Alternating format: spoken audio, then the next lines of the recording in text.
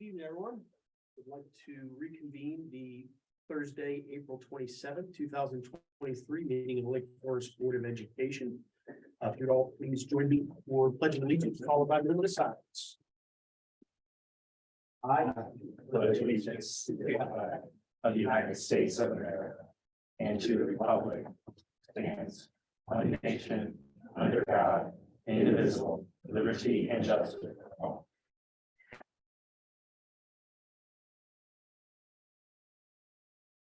Thank you.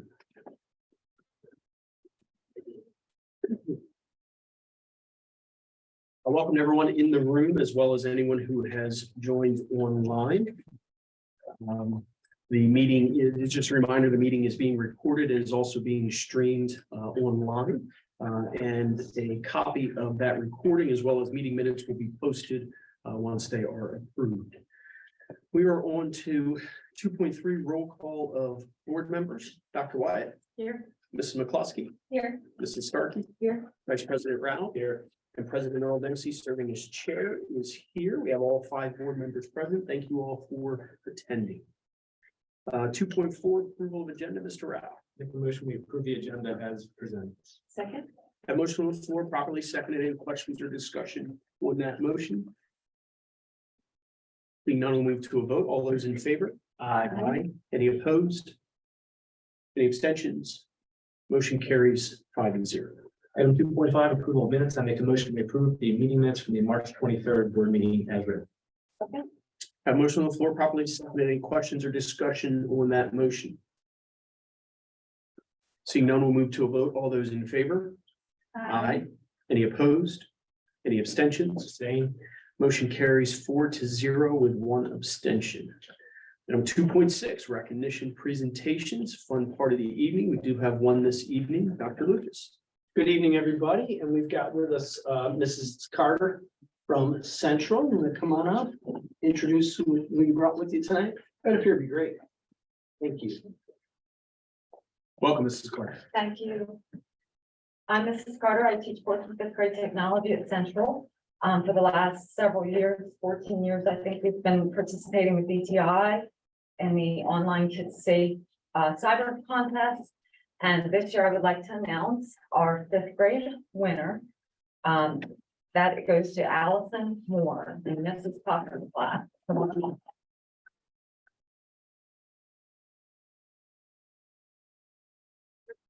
Several internet safety topics, and and she did hers about keeping her information private. This is a t-shirt as well as a little gift card. Let me get a picture. And we've got a certificate from the board, Allison, for you as well. Congratulations.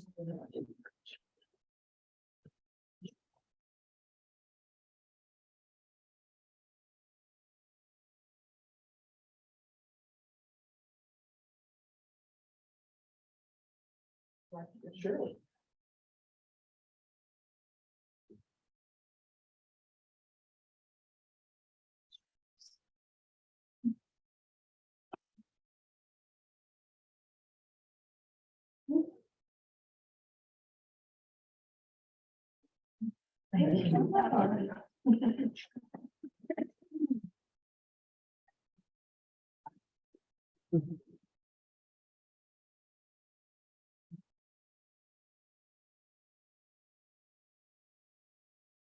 So great job, Allison, learning how to stay safe online. Hopefully you teach all your friends and maybe even a lot of the adults that you know too. We can all use a little help too sometimes. So nice job. Thank you for being here. All right, we move on to 2.7, citizens participation, opportunity for members of the public to address the board. We had asked for anyone who wished to address the board for you to sign up with the superintendent's office this evening. Here's, we do have a couple. So as we start, we'll cycle through these in no particular order. What we do ask is that each individual keep their comments to 3 minutes. If you could just keep things moving this evening. And Simpson, if you will time that for us, we're going to start tonight with Dawn Rigby from Harrington. asking you to speak about dress code. Mrs. Reedy, feel free to stand there, come up, whatever you'd like. Welcome. Thank you. I just wanted to address the board regarding the dress code revision that's being considered. Specifically, I wanted to talk about the hats revision. I just wanted to say that my son is an avid hat wearer. Hardly ever see him without a hat on. It makes him comfortable. I don't see the problem with wearing a hat. He's wearing a simple ball cap. You know, I don't see how that would disrupt learning. And I'd just like to say that I would like to see a revision to allow hats. I mean, I guess I understand the idea of a hoodie and having a hood up, maybe that you can't see, like, you know, I don't even know. I'm just saying. I mean, in ski mask, maybe the same thing, you can't see a face, but either way, I just like to see a revision to allow hats. And my son is an excellent student. He's not in a behavior problem, doesn't cause any issues in school. And so on behalf of kids that like to wear ball caps, or perhaps maybe even a stocking cap, something that, you know, wouldn't obstruct the view or something like that, I'd like to see that change. So. All right, thank you, Mr. Reedy, appreciate it. Thank you for coming.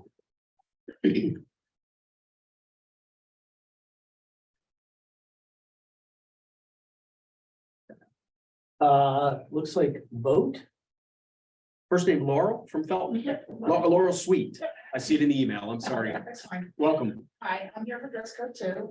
I have 4 kids in district. I have students do this year and 3 of my own. And I don't understand why the short length or the length has to go to 3 inches approximately above the knee. We just finally got rid of the dress code so the kids have clothes, and I don't want to have to buy clothes again. But I do know that all my kids play sports and all of their sporting uniforms are shorter than that. So that's what's provided by the school, so they wouldn't be actually able to wear their sporting attire to school. And the reality is, the kids are gonna get the shorts to the knees and they're going to rip them all the way up anyway. So it's not gonna be covering any more than it already is. So, I mean, and they all have shorts on today, they all are different lengths. And none of them are 3 inches above the knee, they're all either more, or I think might have one's got pants on. But it's one of those things, I don't understand why 3 inches, and then here's the thing, the kids are gonna push that 3 inches, it's gonna be 3 1/4, or it's gonna be 3, and it's gonna be another thing we have to monitor. Their parents are buying the clothes, I buy their clothes. So if I'm buying their clothes, I think they're okay. So if I'm okay with my kids wearing those clothes, why can't they wear them to school? The shirts, I get it, they need a strap. That's a whole other ballgame with me, because that's just, they're running in gym, it falls down. Shorts aren't really gonna go anywhere because they're too short. You know, and it's, you know, it's inconvenient for parents. We have a lot of parents that can't afford to buy clothes. And the reality is jean shorts aren't that long anymore. That's not the style. If we're gonna go back to that, we're looking at getting khakis, blacks and blues again, and they're expensive. And then you're looking at kids that grow. We have the shorts that work in the spring. And then by fall, we got first graders that don't fit them anymore. They have to buy all new shorts just to go back to school with. So I think it's just not, it's not necessary. I don't think their butts should be out. I mean, I can get it. I mean, I have girls, I have all girls. I see where it's a problem with some of my kids' friends. But the reality is they're gonna wear and they're gonna push, and I don't see a disruption of learning, not from what they're wearing. It's a disruption of us having to stop to tell them to put something else on or wrap something around them because they're too short. That's the disruption. You know, I have kids that wear shirts that are too low, and I tell them, you know, you pull the straps up because I don't want you to get further. I don't have a problem with that in school. Straps are necessary because their shirts will fall down. I have no doubt they'd run in gym and something's a problem. But the shorts, I mean, it's not a necessary change this time. I think it just needs to be, the parents are monitoring it at home, their parents are buying it, and right now to try to find shorts that you're talking about are gonna be hard to do. So I'd just rather not see that change. Thank you. Thank you, Mrs. Sweet. Next up, we have Julia Sweet, also from Felton. Welcome, Julia. I'm concerned about the possibility of changes to dress code for the upcoming school year. It says in the bylaws, Clothing must cover from one armpit to the other armpit down to approximately 3 inches above the knee. How can you determine whether or not our shorts are 3 inches above our knees? Is that for when we're standing or for when we're sitting? What about skirts? How will they be judged? It doesn't cause any disturbance to learning. If anything, it takes teachers away from teaching and students from learning because they will be more focused on what the students wear and on writing referrals. It is an unnecessary burden on teachers to have to keep a lookout for these rule breakers, and in today's economy, shorts 3 inches above the kids' knees are really hard to find. Thank you, Ms. Sweet. And our last one is Miss Madison Hodak from Felton. Hello, Ms. Hodak. Hi, so I'm also here to speak about the dress code. As far as like the short change, personally, being a tall female, I'm 5'8". There's not much that I can go to the store and buy. We have field hockey, soccer, swim, lacrosse. None of that, like none of our uniforms follow the new dress code that you guys want to implement. And I just think that we've gone so long without it that, I mean, I understand you have people here and there who are gonna push it. They're gonna wanna break it, they're gonna wanna do whatever they think that they can do. But it's not fair to us when we can go to football games, any other sporting event here at Lake Forest and wear whatever we want. It's not gonna change whether it's outside of school hours or inside of school hours. But that's all I have to say. Madison, thank you. Thank you. All right, thank you all for coming, and voices have been heard and noted. We appreciate the feedback. With that said, that concludes this evening's public comment. We will reopen it again prior to our next board meeting.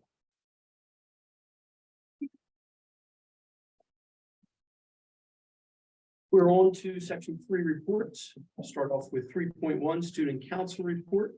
Understand we have Nyla Jones with us. Hello, Nyla. How you doing? Good day. Welcome. Good evening, everyone. My name is Nara Jones here to present the Student Council and Board meeting minutes of April 27, 2022. These students to DSU on Monday and at the conference, they met and interacted with Delaware's congressional delegation, participated in the community service project with the food bank, and attended sessions on some of the key topics in politics today.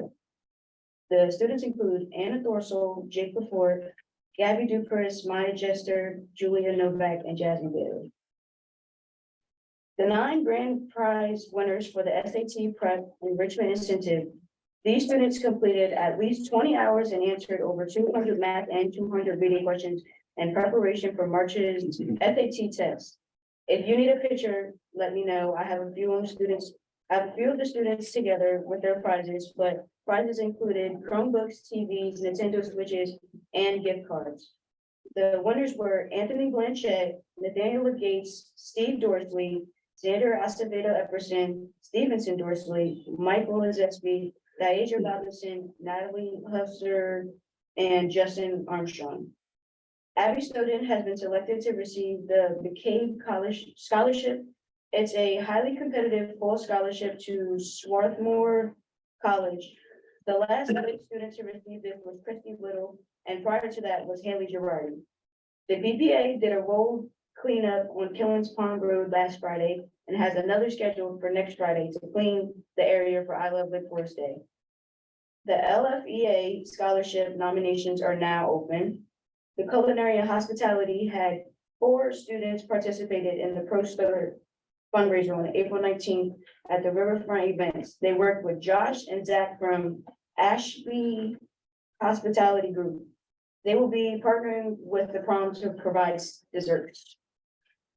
There are 13 students signed up so far for the I Love Lake Forest Day. We will have a cookie bar, cookies, and funnel cake. The coffee bar is up and running through the Remind app. The JDG team is still in shock of how awesome their Orlando, Florida experience was. Lake Forest President Nyla Jones, Secretary Casey Bird, and instructor Mr. Jameer Moore were selected to travel and take part in the 2nd annual NCAC events last week. Nyla served as a national voting delegate, and Casey competed and placed second nationally for the business plan portion with 2 young adults from Howard High School. Congratulations to our Lake Forest High School JDG program. Mr. Moore and the classroom board have so much more in store, including May/June plans of 90s cookout, mental health organization, and battle of the services. For more information, please contact Mr. Moore at jmir.moore@lf.k12.de.us. Let's not forget our biggest supporter in the school system was Michelle Kersey. She served as an additional chaperone so that all students can endure the best experience ever. Student Council is holding a blood drive on May 9th, 2023. Please donate at our blood drive at Lake Forest High School, May 9th, 2023, from 8 to 2 p.m. Schedule an appointment by clicking the link above or contact Michelle Kersey. Thank you for supporting our blood drive. By participating, you will be entered for a chance to win a gift card to Chick-fil-A or Chipotle. Lake Forest prom tickets are being sold from Monday, April 3rd to May 5th by the junior class. Price per ticket is $40 each. If you and your date attend Lake Forest High School, you both must have all dues paid before a ticket can be brought. If you are bringing a date that does not attend Lake Forest High School, you must have a permission slip form signed by Mrs. Dupress before May 1st in order to purchase the tickets. The prom will be held at Pizzadeli's in Felton. The grand march begins at 6 p.m., dinner is at 7, and the dance is from 7:30 to 10:30 that night. Nearly 800 students were eligible to participate in Lake Forest High School's PBS/ALA event. The students are being celebrated for making good choices all school year. They will have the opportunity to socialize with friends while watching movies, playing games, or taking advantage of the inflatable obstacle course and other entertainment. Thanks to the administration for their flexibility in allowing us to hold this event. Thank you to the Wellness Center for securing the funds to make this event possible. And thank, as always, Mrs. Kersey for being the brains behind the operation. If you want, she said, I can mention this, but I'm going to. She said, I can mention that the boys soccer team is officiating the Special Olympic Soccer Tournament at DD Turf on May 2nd in conjunction with Heather Hitchens' group going from Central Elementary that is competing. And I'm not sure, she did say about like how the PBS event, it might be changed depending on the weather. So the inflatables part, you can probably like just throw that to the side. But other than that, that's all I have today. Thank you, Natalie. Of Any course. questions for Natalie? Mr. Ralph? Your favorite part of Florida? Oh my God, the weather. We met so many people that I like never talked to. Like, it was just a great experience to like see all these people. And then they think we have accents and they're the ones with the accents. Like, it was crazy. I just love it. If I could go back and do it again, I would definitely do it again. From an educational standpoint. From an educational standpoint, I feel like I learned more about like what to do in a general setting with more people like around. Like, I was kind of like a more shy person, but now I feel like there's so many more options that you can be shy and still get your point across and stuff like that. I never would have guessed the shy part. Really? I hate talking in front of people. I swear I do.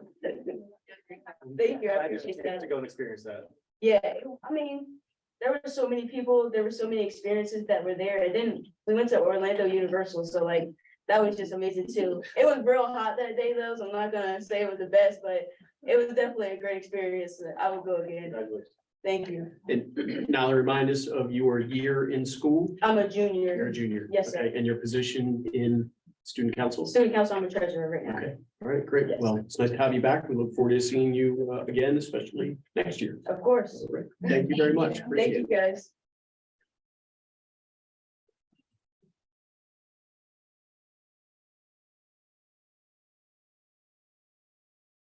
Everybody that speaks leaves as soon as they speak. I just wanted to think of that.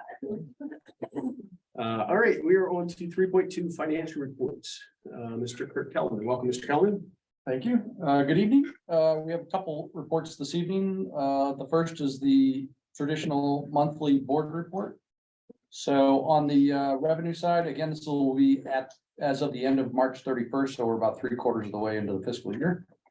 And so in the top portion for state funds, there's really no changes up there. Very small changes in the local funds area.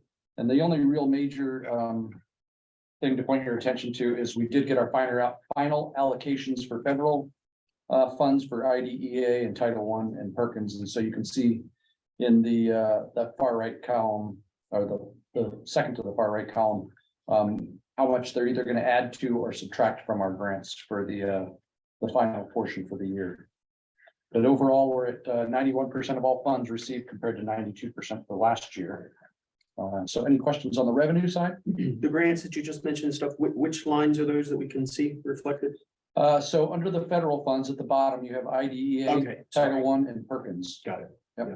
I didn't look down far enough. Any questions for Mr. Kellerman on revenue? Moving on to the expenditure side. Some things I'll point out. The Division III local salaries, that's always one of the biggest concerns on the budget because that makes up, close to 80% of our budget. Last year at this time, that was roughly 7.7 million, so we're down from where we were last year.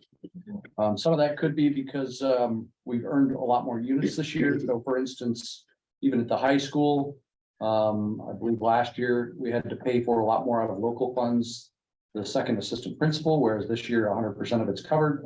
So we saved some money there. We also saved some money with some of our, we have some long-term subs in some positions, and we save a lot of local funds with that as well. Even though it's not the ideal situation, but it's filling, vacant classrooms. So we do save a little bit of money there. In terms of other areas, though, we do have some increased costs in some of the other areas. Athletics, last year we were at 82,000 compared to 102,000 this year for our high school athletics.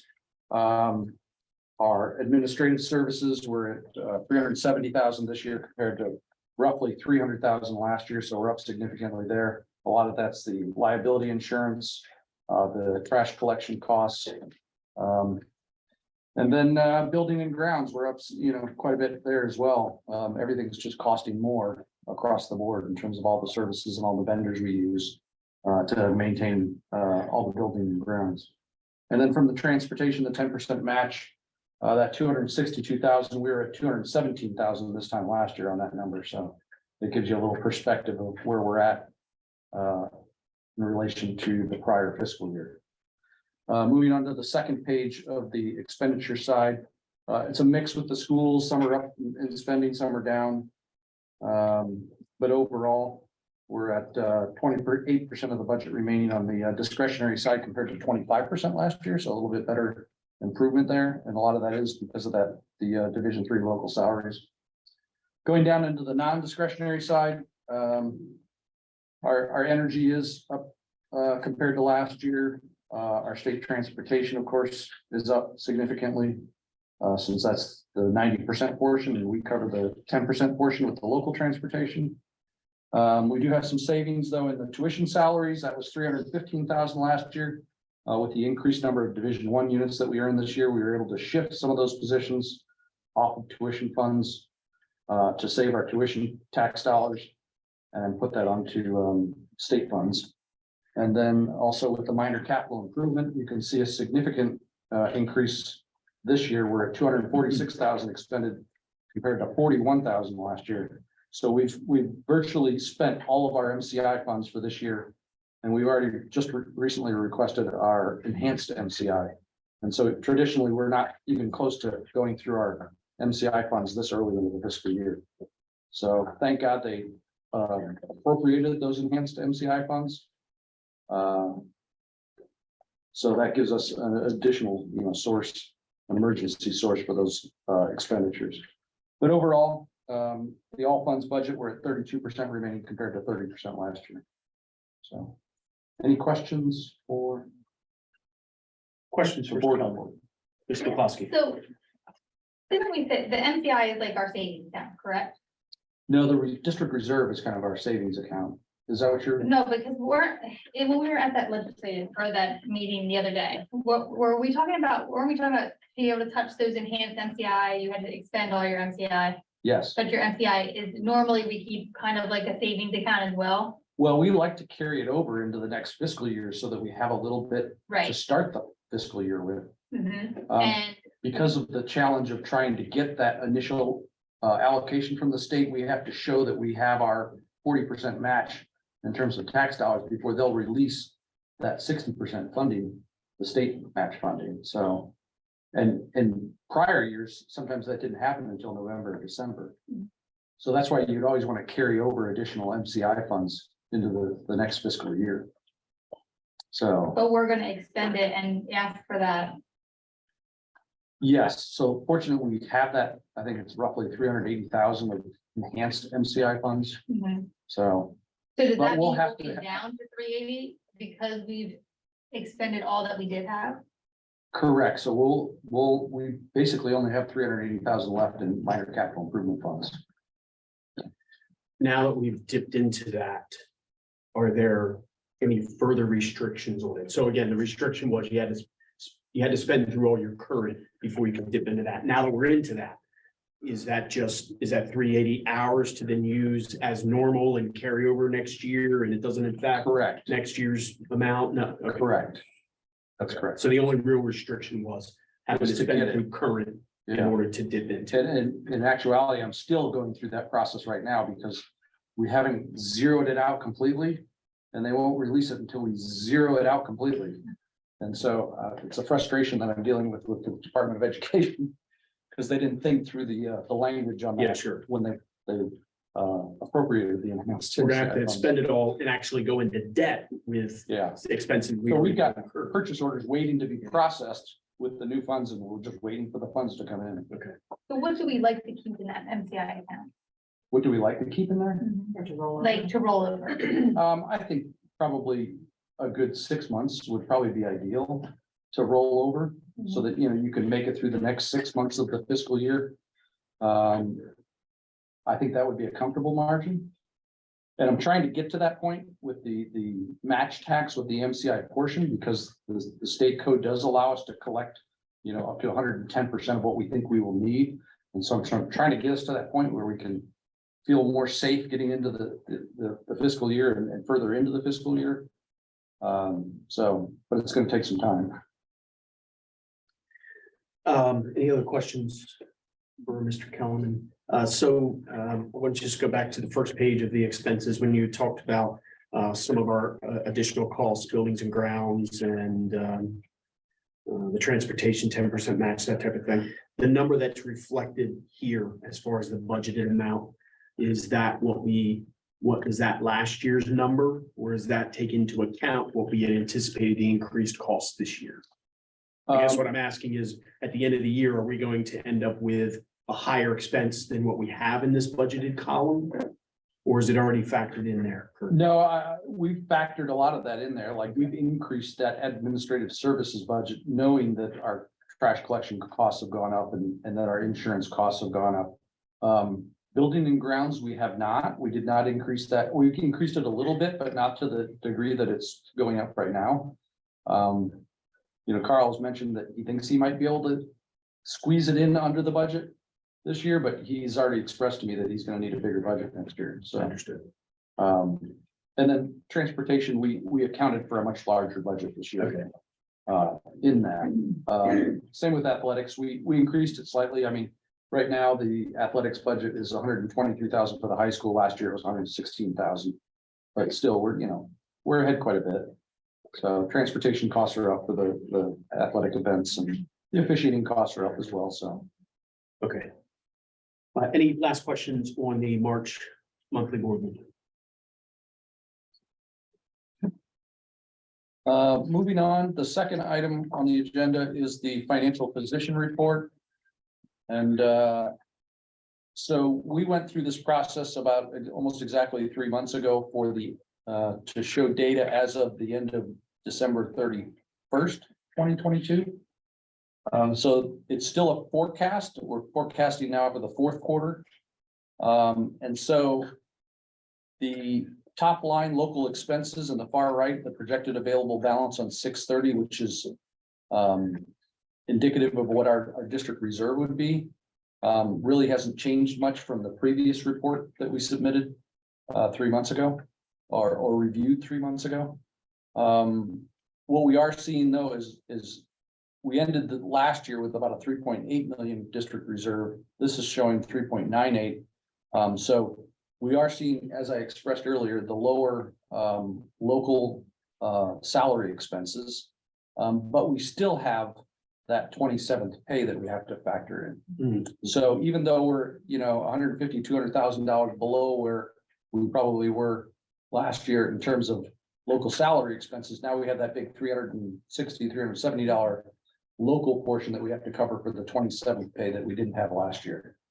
So that will kind of even out, but overall, we're spending a little bit more out of the Division II state line this year, out of our discretionary, and we've been able to save up a little bit more on the local side, so that's why you see that the balance has increased slightly there.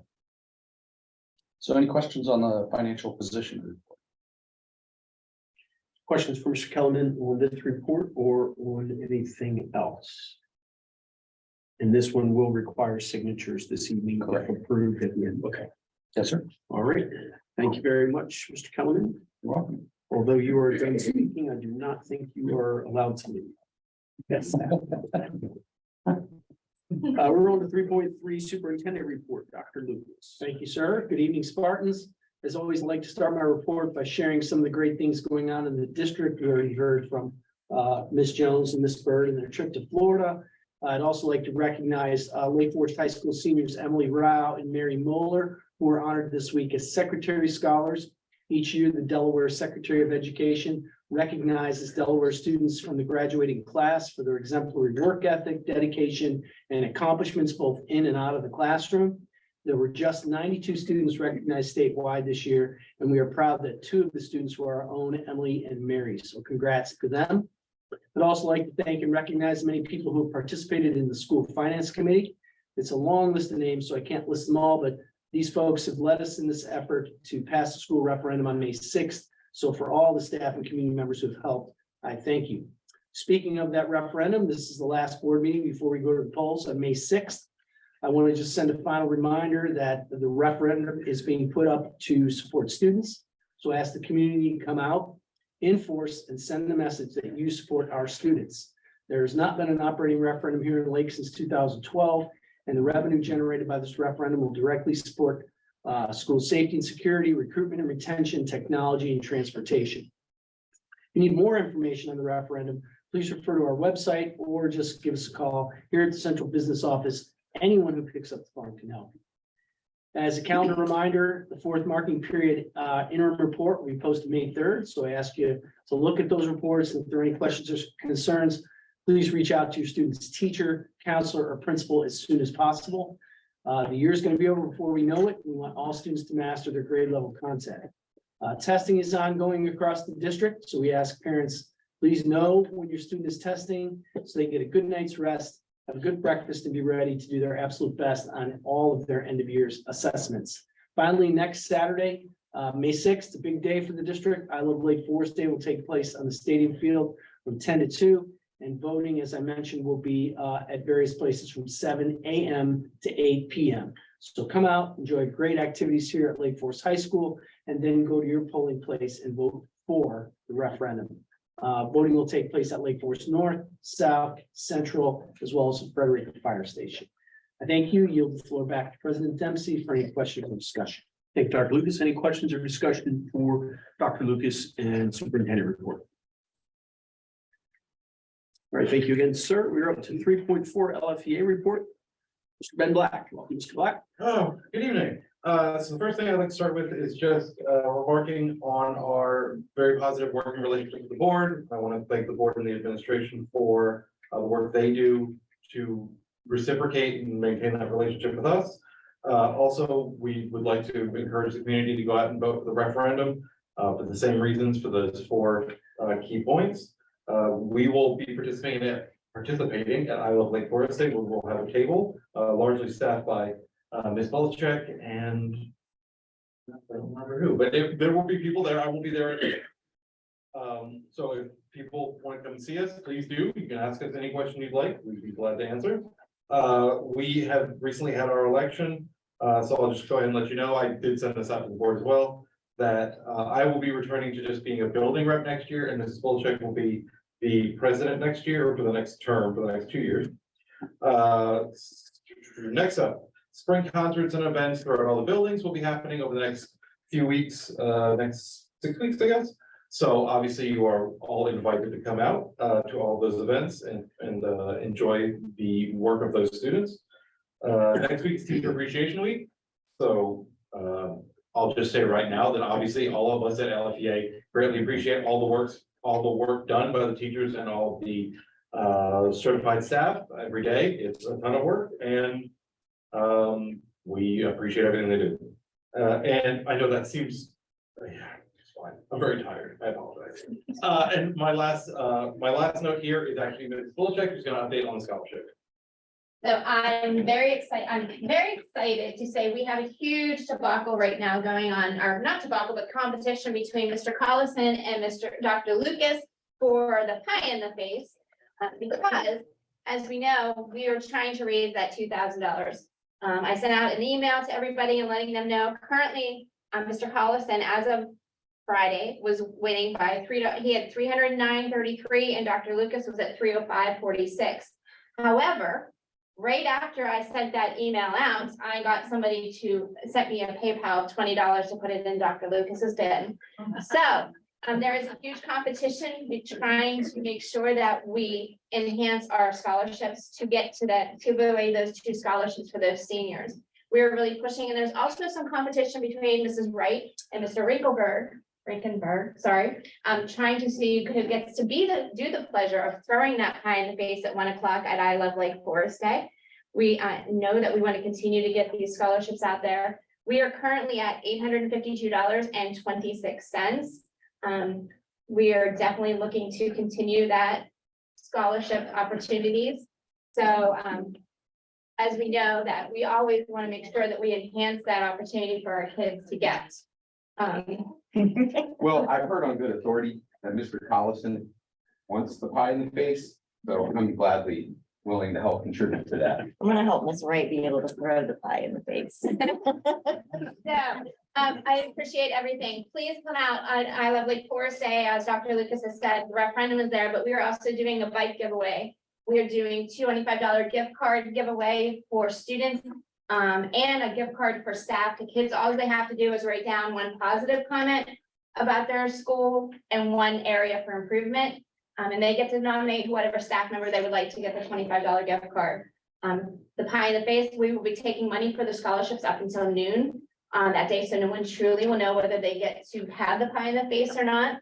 And we're just gonna have fun with it. It will be announced, it will be on the track. The DJ is gonna announce the whole pie in the face, so it's gonna be a real fun event. So please, thank you, and we want to continue to do that for our students. Ms. Bulcheck, what was the total so far again that you mentioned? It's $852.26. However, the $20 were put in Dr. Lucas's, so we're really at $872.56 or 26. We were trying to get to 2,000, but we're Still working time. it. Yeah, Still done. still time. Thank you. Thank you. Any questions from the board for Mr. Black or Ms. Bulcheck? So again, thank you both very much for being here. Thank you for your great reports. Thanks for what you're doing with the great fundraiser for our students, and as well, then I'll return the kudos. The board met with LFEA representatives prior to the meeting, and again, just a great session, great partnership, and we really appreciate everything that you folks and everyone at LFEA are doing for us every day. So thank you. We're on to 3.5 transportation update, Mr. Weller. Good evening. This is our yearly update for transportation and what's going on with transportation in the Lake Forest School District. Currently, right now, if you take a look at our buses in the Lake Forest School District, we have 51 bus contracts that we have been awarded by DOE or allowed to have. Currently, we have 14 contractors in our district. In recent years, we had 13. Over this past summer, we were able to pick up an extra contractor. So we have 14 contractors operating 50 buses. Lake Forest has the 2nd most amount of contractors in the state. Little known fact. And currently, the Lake Forest School District holds 1 bus contract. Last summer, we had 2 bus contracts that were turned in. We had a contractor from another contract, we put it out, nobody took it, and nobody's taken it to this point. So we have 1 contract that's still open. Currently, right now, out of our 50 buses that we have, we currently have 43 of them operating daily. They are doing 71 routes. We have 28 buses doing services to multiple schools in our district. We have 15 buses that service just one school in the district. We currently have 7 buses that are not running in the district. 2 of those bus contracts are frozen, which means that they're only getting, per regulation, they're only getting insurance and capital allowance. For their contract, they're not getting mileage, they're not getting fuel costs, they're not getting anything else that's associated with that contract.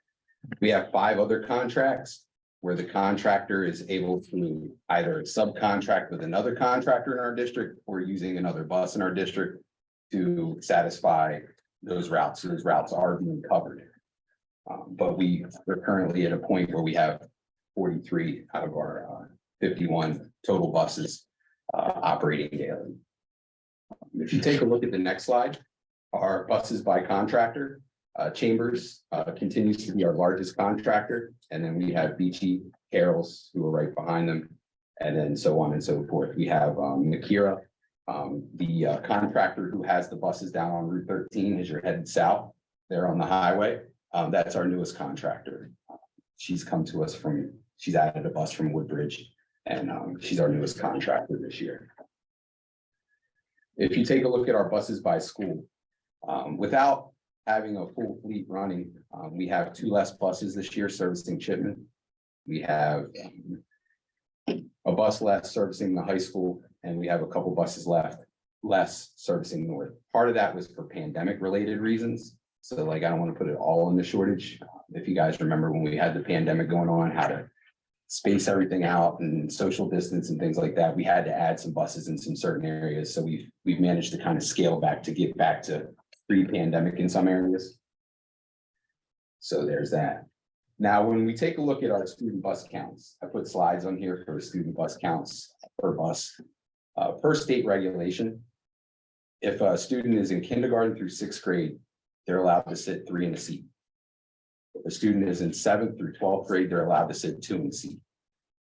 So currently, that means that elementary kids essentially can have as many as 72 on a bus. Secondary kids, 7 through 12 can have 48 on a bus. So if you take a look at our bus counts, we try to keep everything within the regulation size.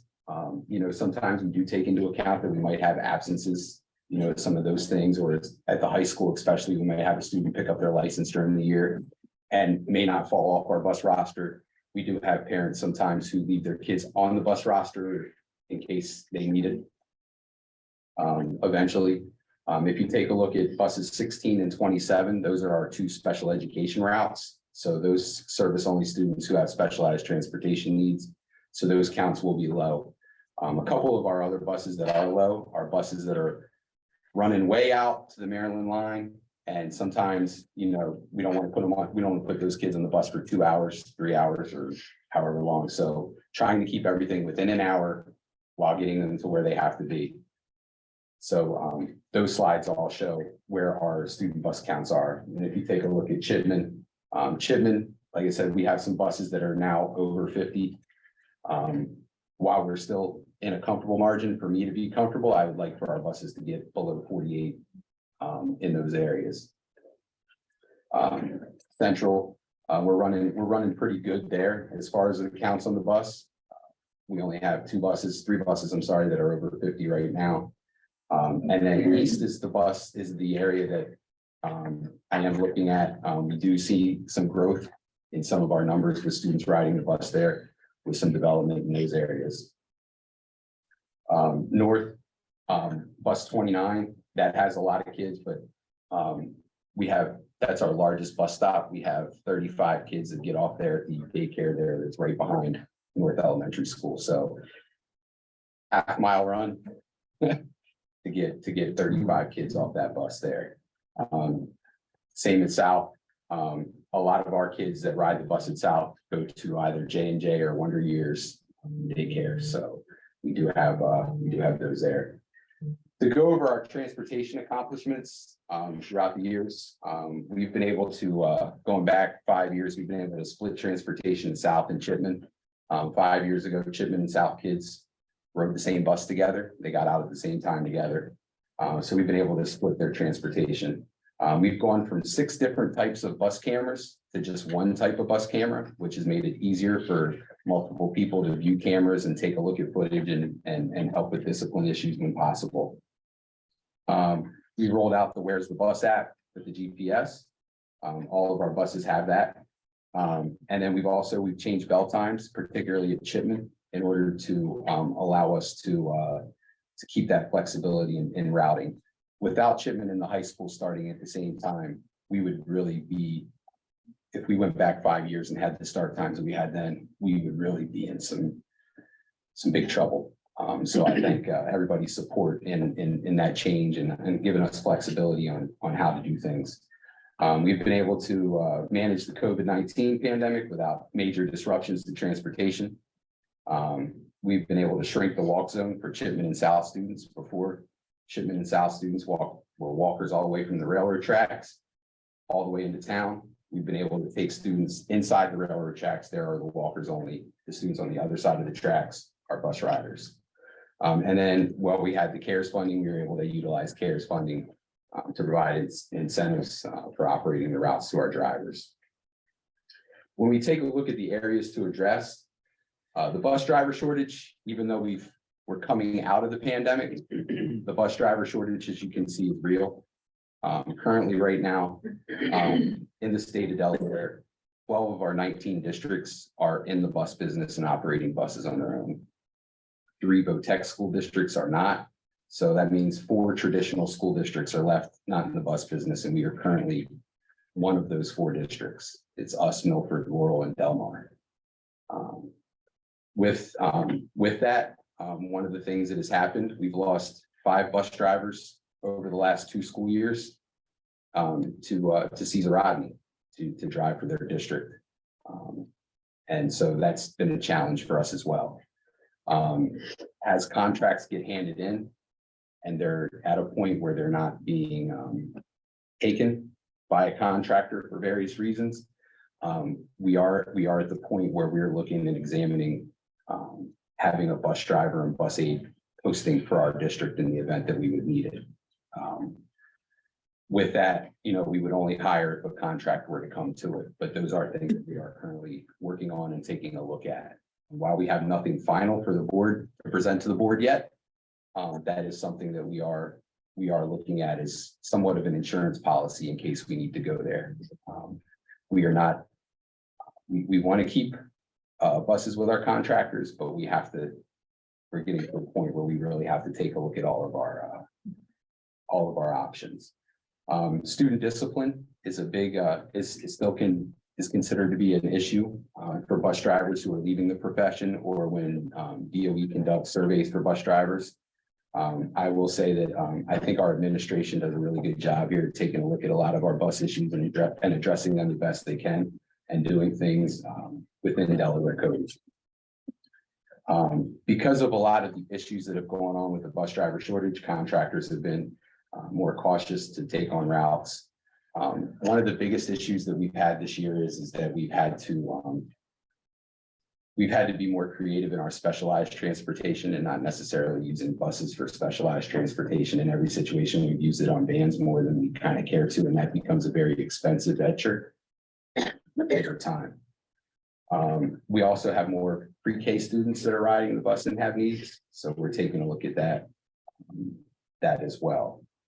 But right now, those are the biggest areas of concern for us. And with that, I will yield the floor to you guys for any questions that you may have. Thank you, Mr. Weller. Questions or discussion from the board for Mr. Weller and transportation update? That's one. Mr. Rapp. That new Eller, whoever the new contractor is, do they have the capacity to take on more from us, or is that really limited to the one that we gave them? They have talked to us about the possibility. They are a smaller contractor still. So if it is, it would be like 1 at the most. Like, I wouldn't see them being able to take on 4 or 5 runs, or if something were to happen with some of our larger contractors, I couldn't see them absorbing something that big. So I have a couple of things, Mr. Weller. So the student count per bus Mhm. we have here, that is based on students assigned. Yes. Do we have any data, do we keep any data on actual usage or utilization on a daily, weekly basis? And so when we do our fire or our bus evacuation drills, I should say, we do keep count of how many students we evacuate. That's twice a year. That gives us the best hard data that we have. During the pandemic and as we've come out of the pandemic, we did do measures on how many kids were actually riding the bus. And that's when we're making these decisions on when to shrink or collapse different routes right now, especially with our shortage. We are making those decisions and taking a look at those things. The hard part is that, you know, while the last thing I want to do is hand a bus driver a route sheet with 70 kids on it and say, oh, only 35 are gonna ride. You know, because that would cause heartache to the driver as well. And also too, the last thing I would want is for those 70 kids to actually to ride the bus and then trying to figure out, reroute different things like that. So we are keeping all those things. We're using that data that we get when we're making decisions on when we cut routes or cut things down. During the year, we've had to cut a couple routes down and condense and collapse things. Is that something that you could share? Because for me, and I don't know if this is the direction you're going, but I see this number, and that to me is the maximum amount of kids that I can expect on that bus at any given time. It's not a realistic number. So for example, with your fire drill, that is more of a realistic type number. I'm just curious what the actual realistic number is on the bus, not necessarily to share that with a contractor, but just so I know what's what the population is on the buses at a normal time in the morning. Obviously in the afternoons, it's probably less because of, especially at the middle school and high school because of athletics, things like that, or whatever the case is, doctor points even at the younger school, but at least in the morning, that gives us a good idea of what the actual the ride total is. And that's the thing too, is that the afternoon totals are thrown off even at the elementary level, like at Easton and North, we have Boys and Girls Club. We have different things that are going on at those schools that do lower those counts in the afternoon. You know, however, Boys and Girls Club or sports rain, if it rains one day at sports and they're canceled, then you know, I have to have things, but I can That's share curious. that information with you. Yeah, so that's definitely where I was headed. Like, so, you know, when I'm accustomed when we're making operational decisions that you have this data and you determine what factor is involved, right? So in this case, to be able to say, which I don't know that we have this data yet, and I think it would behoove us to have it in making decisions. The fact that, you know, on average, 70% of the students who ride the bus in the morning actually ride in the afternoon. On average, 85% of the students who are assigned to the bus ride that bus on a daily basis. Understanding they're not all going to ride at once, but it'll fluctuate as to who does ride, but maybe 85% is what we typically see. And for me, there's got to be a way that we can track that, even if it's a simple count, a daily count from that the drivers keep track of how many students get on the bus that day. And then we're able to compile that data to get that factor and then be able to make some of these decisions. I'm most worried about the high school, right? Because I know high schoolers ride with friends, high schoolers drive themselves, right? And knowing that however many students are on this spreadsheet riding the bus, I just don't have the confidence that they're there. And that could really, you know, from what I'm seeing here is we have 36. We have 36 elementary buses or routes and 39 secondary buses or routes. So, you know, potentially that's, if we lost 3 at the high school, let's say, that potentially helps us get another year or 2 down the road. There's always the potential, and it's kind of it's a whole-sided formula, right?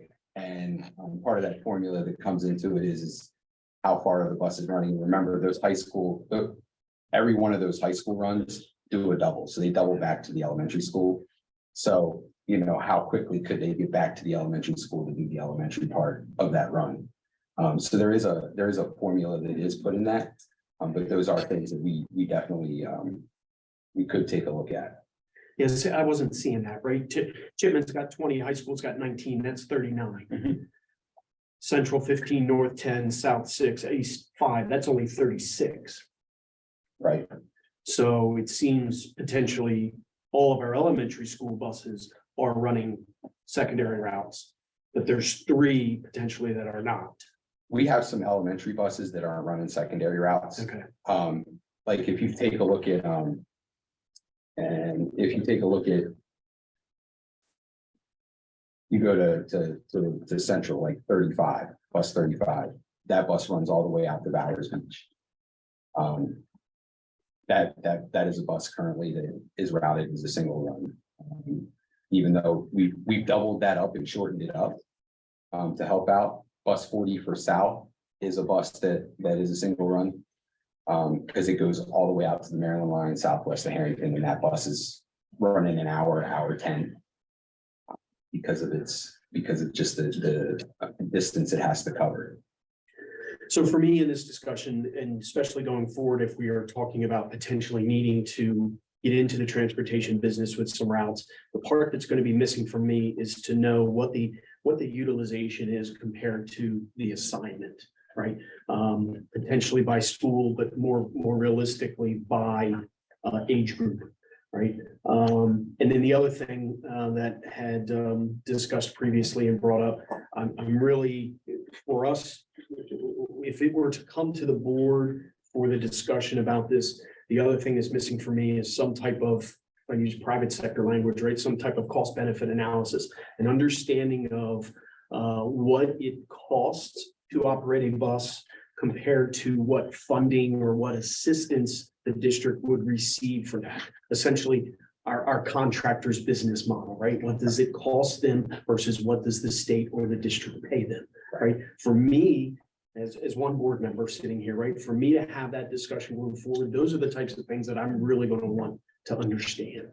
And those are the things that we're putting together and that we're working on putting together. And that's why right now we're putting this out there that this is something that we are exploring and taking a look at. And there's also other factors too, like the formula changes every year.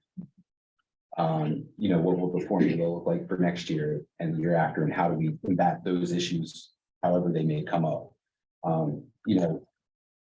This would not be a situation where we would throw a posting out and just say, hey, here it is, we need you to approve this. We would definitely show, this is what the cost would be. This is how much money we're gonna get. This is how much we're gonna spend, so this would definitely show us, show where we're at and making sure that this isn't taking on more of a local burden that is necessary. Ms. McCloskey. And also, I think that snapshot of bus riders is gonna change so many times throughout the year, like you have your 3 seasons of sports. Sure. You might have a kid that plays, multiple kids that always ride the bus spring and fall, but don't in the winter, or they have,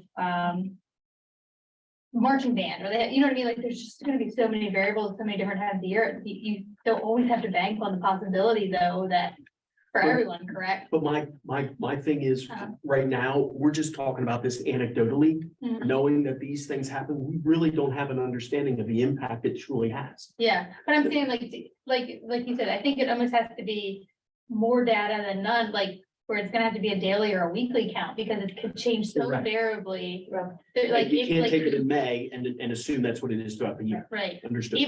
even 3 different, I mean, it's just gonna be so tough to put a finger on it, I think. So the last thing I'll say is that, when I first joined the board, transportation, I'll say issues, something that we heard a lot about. Right, and for me, anytime that's usually as a board member, that's how I gauge how successful we are in a certain area as to how much feedback I get on that. And usually we don't get a lot of positive feedback, right, unfortunately, right? We usually get the other, right? So, and when that usually happens, it's an indication that there's something broken from a management perspective. Dustin, I can't tell you the last time I heard about a transportation issue. And we're sitting here talking about we're sitting here talking about larger systemic global issues that we didn't have during that particular time. So I guess what I'm trying to say is hats off to you and everyone that's involved for the job that the district is doing right now with transportation, to where all of that old stuff we're not dealing with, or if we're dealing with it, you and your staff and everyone involved is doing a heck of a job in dealing with it, and it's not getting to us to deal with, right? But on top of that, that we are thinking proactively about things like this. And I'm gonna tell you, most of the Lions work right now goes to Ms. Dawson. Lisa Dawson has done a tremendous job for us and taken us to the next level. You know, when you talk to districts throughout the state, most of them who've gotten in the bus business, such as Apo and Smyrna, Cesar Rodney, most of them, it was, oh my, we don't have enough buses and it's August and we gotta get buses. I don't want us to be in that position. I want us to be in a position where, you know, if and when the time comes, it may come in August. I'm hoping not. It may come 3 or 4 years from now. But when the time comes, that we're in a position where we're able to take this on and we're able to integrate it in successfully and make this a win-win for the community and for our contractors, trying to figure out a way to make this a win-win for our contractors, whether it's maybe taking some of those hard to manage areas, taking those routes on ourselves, or some of those harder to manage situations on ourselves and doing those things. But you know, right now, if I were to give you the crystal ball of the date and time when we'll be in the bus business, I can't give it to you. Sure. But this is something we are working on. And I also don't want to come to you either with anecdotal stuff. Agreed and appreciate it. I'd rather come to you with a hard line plan on what we're doing. Okay, great. Seeing nothing further, thank you, Mr. Weller. We are going to move on to section 4, unfinished business. Item 4.1, board policy, second reading. Mr. Rao, this is an action item. I make a motion to approve. Resolution 4.1. A motion on the floor properly seconded. As far as discussion, I believe we will do as typical, we'll go through each of these. These are second readings, so I do anticipate these going fairly quickly. We'll start with DA. Fiscal management goals / priority objectives. Discussion on DA. Seeing none, move on to DBG. Budget adoption process. A discussion on this policy. Seeing none, move on to DBI. Budget implementation. Discussion on DBI. Seeing none, move on to DEA, funds from local tax sources. Discussion on DEA. So this just prompt one question, Mr. Kellerman, primarily for you. When I was reading through this, the tuition tax, I was reading it, what came to mind was what we were doing internally with, I believe, the High Roads program, right? Does that program get funded through tuition tax? Or is that Partially. Those students, if we are taking those students internally through that program, they would have previously been an external placement. Yeah, so that's how we examine kind of the cost benefit analysis of that whole process. We looked at those students that were out assigned to other districts with their elementary ILC programs. And so we tried to factor in that cost savings of not having them out there now and having to pay that portion of the tax bill and having that tax savings and having it redirected here.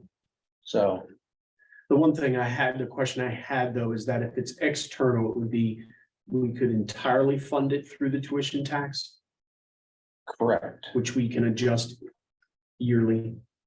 correct. However, if it internally, it's partially funded, the rest is local funds. Well, some of Correct. it's state funds, it's the funds that we use to cash in some units that were earned as a result of having those kids in our district now versus somebody else's district. So, Okay, thank you. The next two, I believe we are going to push off till next time, DKC and IFF. We're gonna ask for those to come before the board. Next meeting, we're on to IKB. Homework. Any discussion on our homework policy? Seeing none, IKF is the third policy that we're going to ask to come back to the board for next meeting. And that brings us up to our final one of KF. Request for use of school facilities. Discussion on KF. Dr. White. I just had one comment. In the last paragraph, it references outside agencies understanding that they cannot smoke, they cannot bring in alcohol, they cannot do anything immoral or illegal. But in a time of concealed carry, should that be noted as well?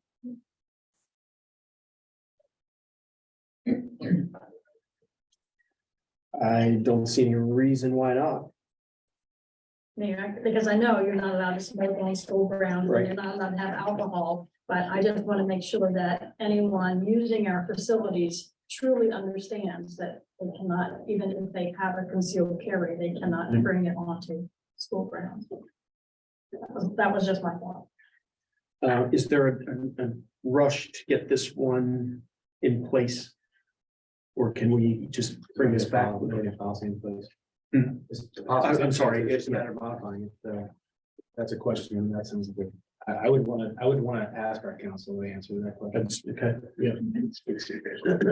The other thing that I had to this was, so this came up, I think, last meeting for first reading. Subsequent to that meeting, had a couple discussions and had feedback that labeled our process for requesting facilities as being broken.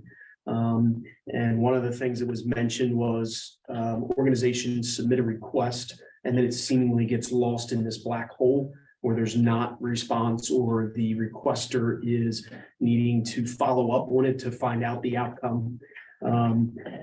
So this is the policy. Do we have a separate procedure in place? We do. Okay, Yeah. so whether in this policy or in that procedure, I really believe something should be there that discusses a time frame of an expectation to where the receiving school responds back to the individual with the answer. Yeah, we've addressed that. We've got a flow chart in place and we've also added to our facilities request form an additional step so that the school has to go back and close the loop on that. So we've got to take care. Okay, is there a time frame established for that? Do you know? I'm not sure if we had a time frame on there. No, but we can establish. I think we can establish a time frame that way. It's not open-ended. Because if it's open-ended, then the day before the event is acceptable, right? American, it really should be 10 days from the time the request is received, something like that. Okay, thank you. So we're gonna ask for KF to go back and specifically to ask council regarding Dr. Wyatt's question. Okay, any further discussion or questions on second readings? I see none, we'll move to a vote. All those in favor? Aye. Aye. Any opposed? Any abstentions? Motion carries 5-0. We're up to 4.2, School Finance Committee Operating Referendum. Mr. Al, I make a motion, we approve resolution 4.2 as presented. Second. a motion on the floor properly seconded. Any questions or discussion on this motion? So, my question would be, did we already vote on this? Yes, good question. I'm sorry, board. So, this was voted on, I believe, March 9th, approved March 9th, and then submitted to by council to the election board.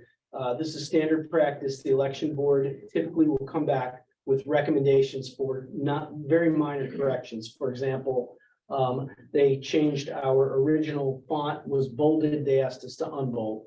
They added chapter 10 of title 14 in paragraph 1.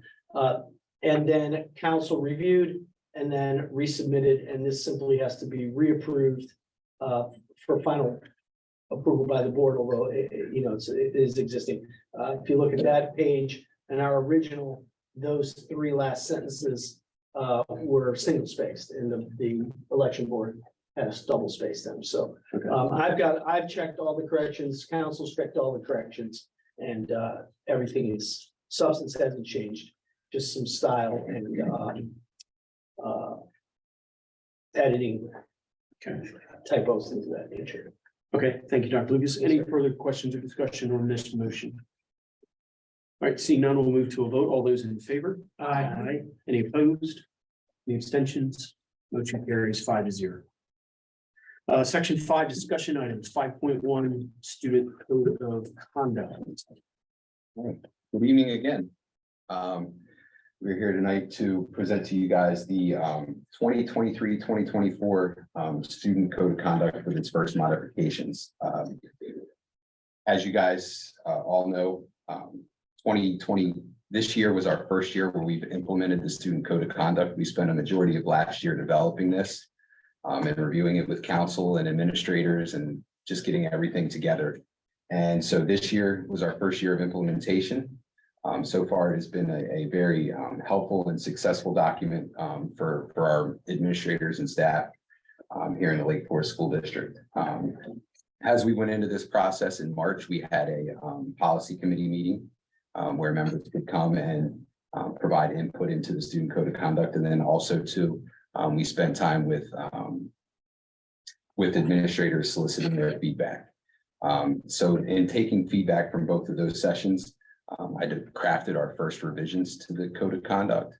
Our plan from here is to put this out for comment or questions or suggestion, and then bring it back to you guys in May. The student code of conduct undergoes 1 reading annually, as you guys may know. A lot of the things that are in here are things that follow Delaware code and our legal definitions and things that have been approved by our attorney. However, before I would present the final version for reading, I would have it cleared again by our attorney just to make sure that nothing's changed or we're not off base in anything that we're doing. The first revision that we made was to page 4.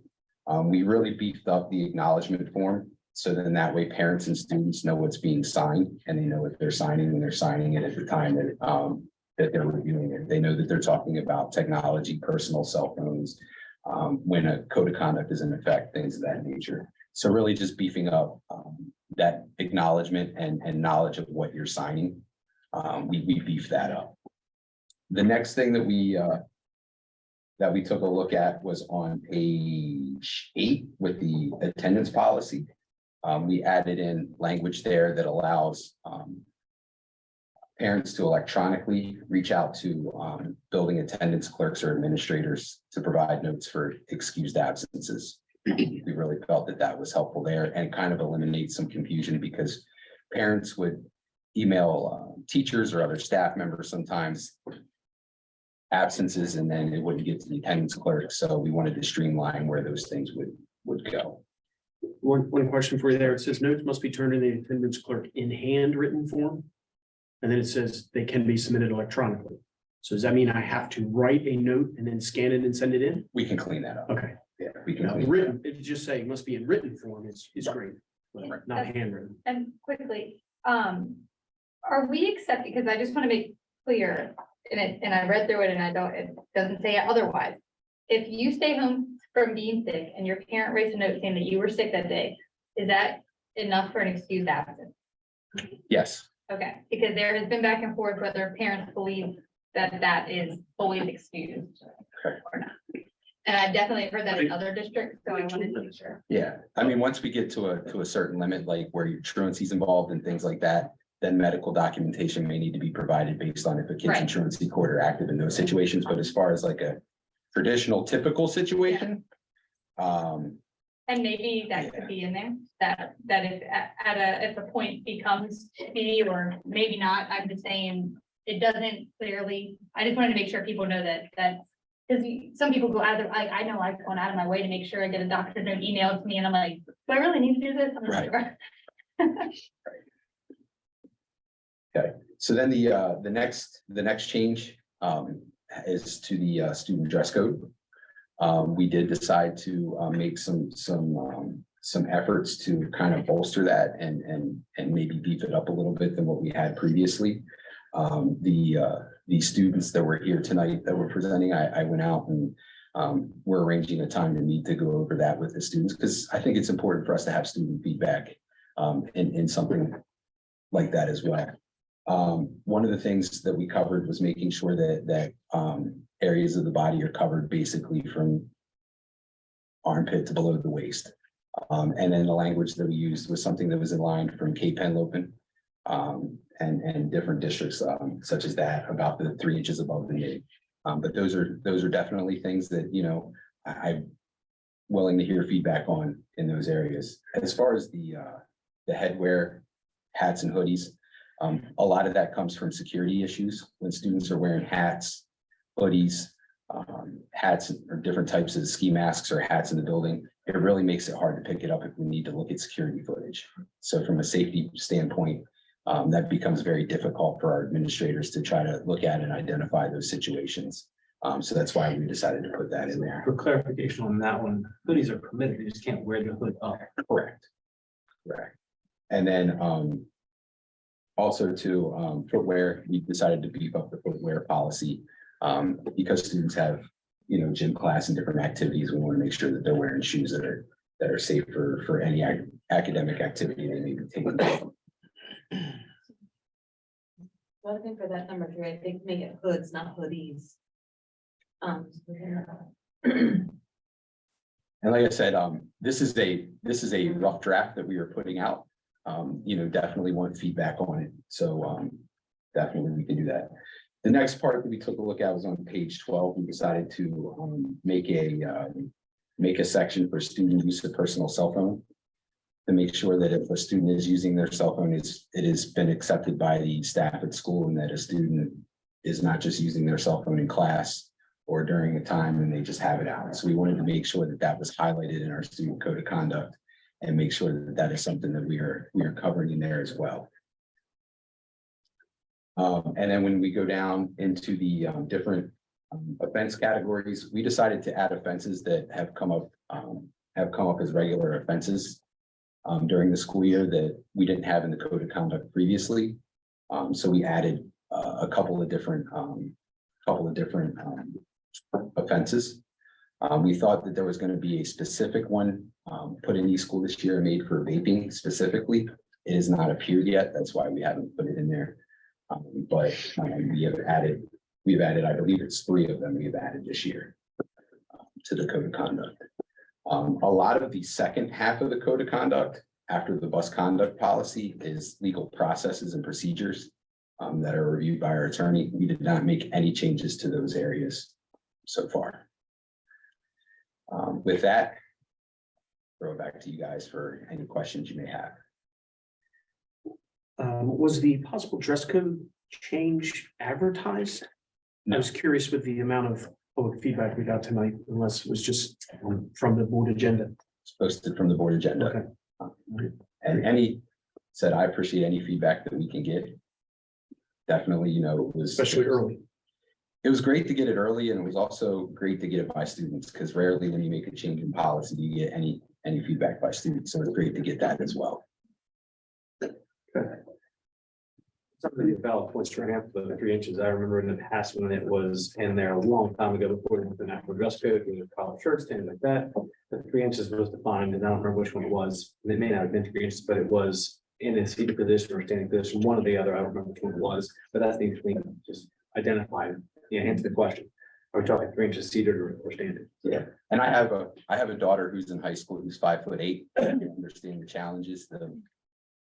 I do understand the challenges that come with that policy. But you know, I think that it leaves us a starting point for being able to have those discussions and being able to see where we land. Any further questions or discussion on this? Dr. White? Having been known as the dress code Nazi, for a number of years, but it is difficult to gauge the 3 inches for the staff, and that was always a nightmare. And one of the things that we did was most of the time, anatomically, the fingertips were accurate depending on, it coincided with the height of the young person. And so when they put their fingertips down, typically it was just about 3 inches. And that was kind of the gauge, or just put your hand down with your fingertips. And they tried everything, from scrunching down, but that was a really good gauge. There were a few where the young person had an extremely long arm and that made it more difficult, but that was not the norm. Thank you, Dr. White. Ms. McCloskey? I think the sad thing is, just like with the legging policy where leggings changed and became thicker and it's not like an undergarment like it used to be. I think sadly, a majority of girls are wearing sport shorts, and sport shorts, there is no way that they're gonna be 3 inches above the knee. I think that's the main problem. I mean, I do think it's very hard to buy shorts of that size unless you're gonna shop in the ladies department. It's just. Yeah.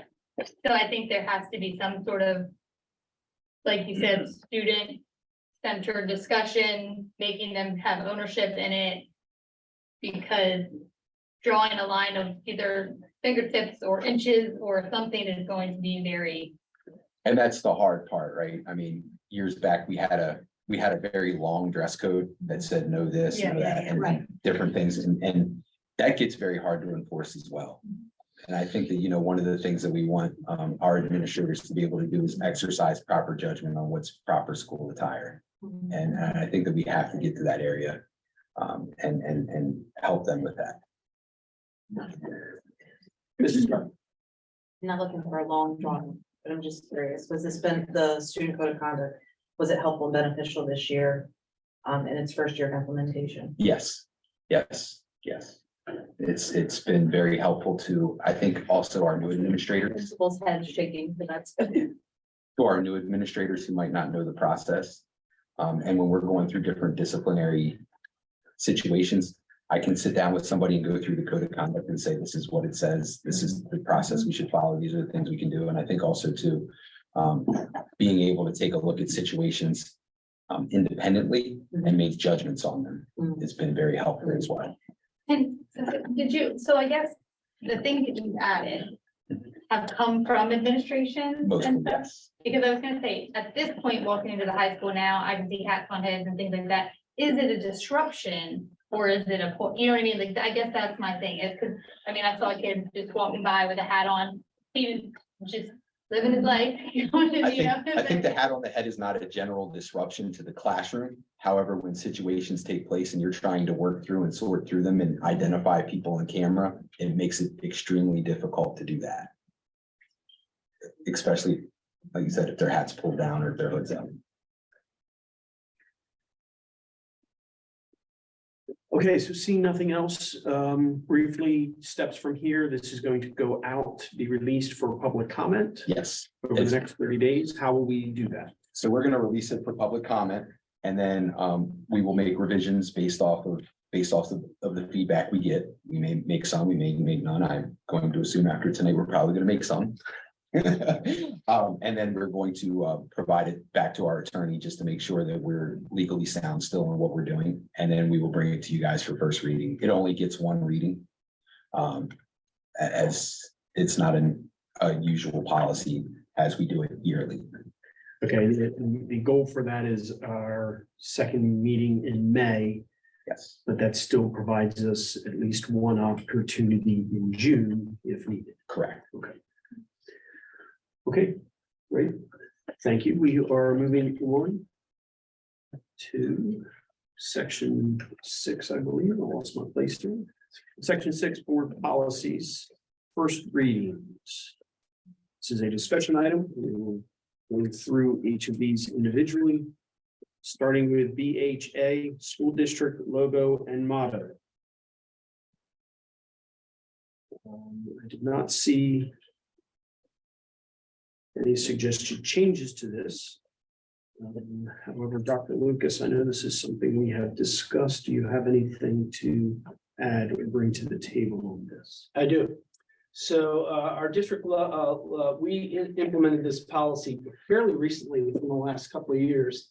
And because we wanted to really set a standard for our district logo and the use of our district logo and motto, which are both registered trademarks. The reason this came to light was as we've been revising our website to make it a lot more likable and user friendly. We noticed that at the very top of our old website, as you're looking at it here, you notice we did have our logo in Lake Forest School District. And I thought, well, we've got to get our vision statement on there somewhere. So what I did was I added the model of excellence in education, which the result of which may have confused the trademark because that is not our registered trademark. Our registered trademark is listed in the current policy. So Travis, can you pull up our existing website? So we have several options here. One of which is to do nothing and remove and change the title of the website like we have and replace that with our motto that's listed in the existing policy, just to align with our policy. One is leave it like it is because while the logo is approved, we do have our approved logo on there. We're not in violation, although when it talks in terms of branding and alignment and consistency, we certainly want to stay within that construct. The third option is to take that vision statement that we have, the way that's listed, and add it to our existing policy as another acceptable use. My recommendation is we leave it as it is because I believe any alteration can be approved by the superintendent or designee. So we're technically not in violation of our own policy, but the board may want to align our branding more consistently and consider adding that to our acceptable use for logos. So I brought this for discussion, see if the board is motivated to do anything in particular to the existing policy. Okay, thank you, Dr. Lucas. This discussion on this topic, as you heard it from Dr. Lucas. My only comment is, I don't think it's the appropriate agenda item to have that discussion. This is about reading the policies, not discussing what we should do with the website or redoing something else in terms of, changing something or whatever the case is. It's a discussion if I should have, but it's not a proper order of business right now. Okay. All right, other discussions or comments? Mrs. Starkey. And I don't mean this rude, but when would be a good time to talk? Like, where would that fall? Like, if we wanted to bring that back at the next meeting, like, where would that go? Like, It could like just a discussion it item? could or simply something? go as a discussion Okay. item. Go down to the next meeting. So having heard what Dr. Lucas indicated, if the board will take no action at this point, what I would recommend is that everyone start thinking about this topic. If we can add it as a discussion item at our next. I definitely think we need to, because for me to look at that, it looks like it was changed. That's what I thought had been done. Because I know you brought it up through an email, and then when I saw the email, I went and looked at it, and it looked like we had changed that. And then I saw the policy, I'm like, we have a policy, we can't change that. So then hearing this explanation ties that in, but at the same point, unless you're here in this room or watching online, you could have the same thought that we have, that we have a policy. However, it's been changed, what's happening, what's going on there. So, so we do need to have that discussion, but it's not the proper order of business to do it right now. So if we can add that as a discussion item at our next meeting, and if the board could start thinking about your individual take on this topic, and where you think we need to go, either old logo, regarding old logo, new logo, any change to policy or a rebranding from the district, whatever you feel is appropriate. So just to that point, I would pull this until we have a discussion. Because if we're going to add something to this policy, it makes sense to go to a first reading on this, right? I agree. I agree. So let's pull this and table this as first reading, have a discussion about it globally from a district branding perspective is really what it is. And I do think it's an appropriate discussion to have. Okay, thank you all. We'll move on to CI, temporary administrative positions. Any questions or discussion on CI? So I did have one question in the first paragraph. A temporary administrator shall hold certification as school principal and assistant principal. That's in code. That's the title of the certification, so it covers Oh, both positions. okay. So if we hire a temporary assistant principal. They would have the okay, same certification title, yes. Okay, great. Thank you. Anything else further on CI? All right, DFF, income from school sales and services. Discussion on DFF. Seeing none, move on to DGA, authorized signatures. Discussion of questions on DGA. Yep, Mrs. McCloskey. Just for consistency, I think we have been doing superintendent or designee with the commas in the next to last paragraph.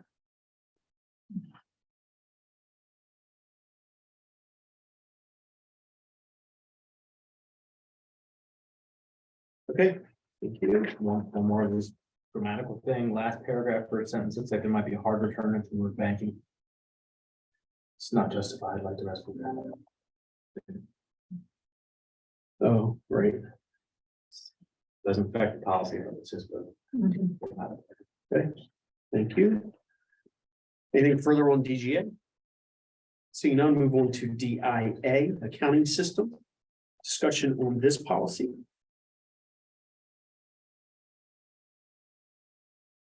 Seeing none, move on to DIC, financial reports and statements. Discussion on this policy. Seeing none, move on to DIE, audits. Any discussion on our audits policy? Seeing none, move on to DKCA, travel/professional absence. Questions or discussions on this? One minor thing, so the paragraph that was added on paragraph 3 has district with the lower TC. Third line. Yeah. Okay. Dr. White? It doesn't address, when it's talking about reimbursements, nowhere does it say on this, it does on a following policy, but not on this particular one, anything about reimbursement for tolls.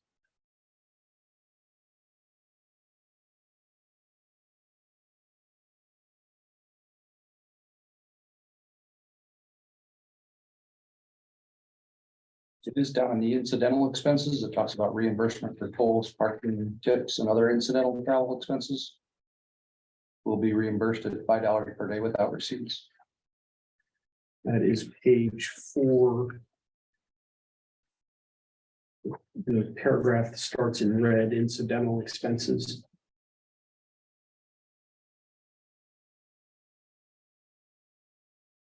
See that? Dr. White? All right, so I had some questions on this when we discussed this last time, and I appreciate you taking it back and adjusting. So, bottom of page 2, car rental. Number 1, just to address this car rental expenses. Number 2 says all car rentals for out-of-state travel must be approved in advance.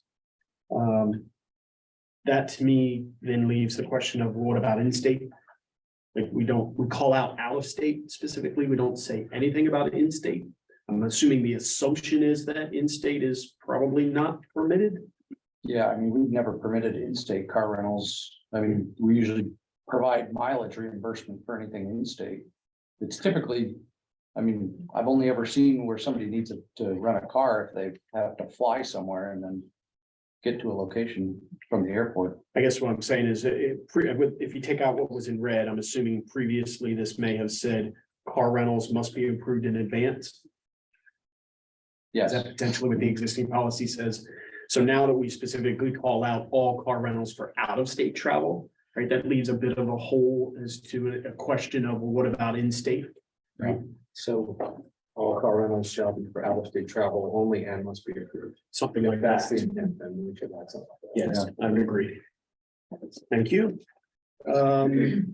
So then, page 3, with the paragraph, Can I go yes, back to that? yes. Can we just maybe take out for out-of-state travel? I'd hate to take that flexibility in the rare occasion where It makes sense. that he has to approve an in-state. So if we just take that out instead, all car rentals must be approved in advance by the chief financial officer. So then in that rare occasion where Mr. Cullen may need to approve an in-state rental, he still has the latitude to do that. For me. And that clears up that hole that I felt existed. Okay. The paragraph that was added, so again, we tried to make this a little less cumbersome to keep updating with rates as they, and we just refer to the special per diem rates notice, right? But when I was reading that, I still had a lot of questions about it. So I get, we refer to this using the high-low method. And then it says with the following exceptions, and then I started reading those sentences. So number one, when I'm saying with the following exceptions, I would think maybe they like be bulleted, like these are the items that are exceptions. But there really seem to be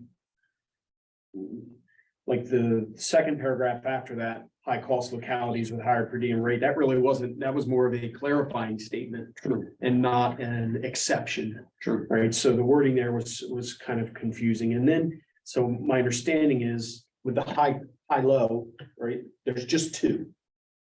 There's a higher area and there's a normal area. Correct. We are, as a district, we are saying we're reducing those numbers by $2. Correct.